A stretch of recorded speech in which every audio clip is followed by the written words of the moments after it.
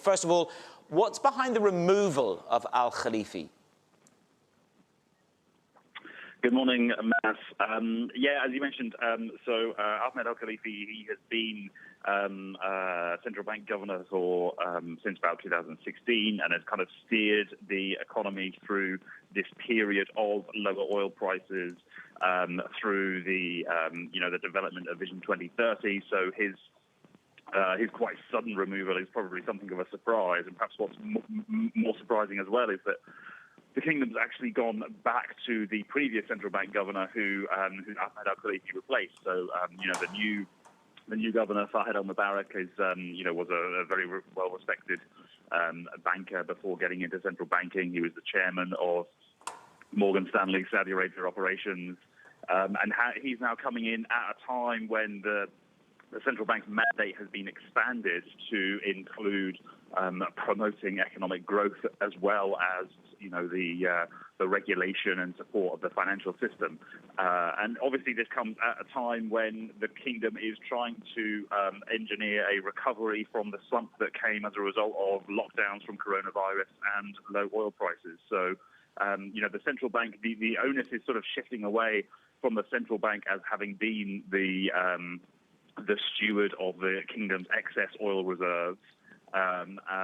With that role, is sort of increasingly being played now by the PIF, Public Investment Fund, as the Kingdom's sovereign wealth fund, and Sama is going to be much more focused now on regulating the local financial system, ensuring that has the liquidity and capital available to support the new development projects. And then also try and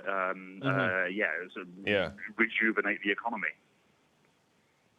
Matt, I mean, some of these replacements are fairly of normal order, one would say. It reminds me of Khaled Al-Faleh, probably about a year or two ago, when he was removed suddenly as the energy minister, remained in the services of the royal court and continues to play an important role. And as we understand it from the SPA, Ahmed Alkholifey, the outgoing governor, is going to continue to be in the services of the royal court as well. Again, just for the broader context for our global investing audience. In the meantime, you mentioned the PIF, and I want to drill down on some of their new targets because they were unveiled overnight, weren't they? Yeah, exactly. So we're just a couple of days away from the PIF hosting its annual investment conference, the Future Investment Initiative, that you'll remember was famously dubbed Davos in the desert. And they've now announced this new set of 5-year targets for the fund. Most significantly in that is a plan to try and get the PIF's assets under management up to just over $1 trillion.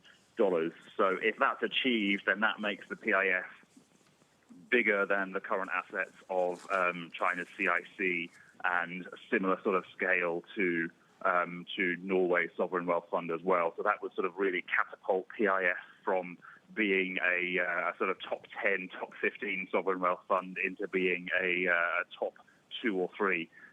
So it just shows the scale of the ambition of the PIF. I think the question around all of that is that how is that going to be achieved? And there are huge investment projects planned, things like this NEOM city, which is going to soak up huge amounts of capital. But I think the question is how much return on investment is the PIF actually going to be able to generate out of that?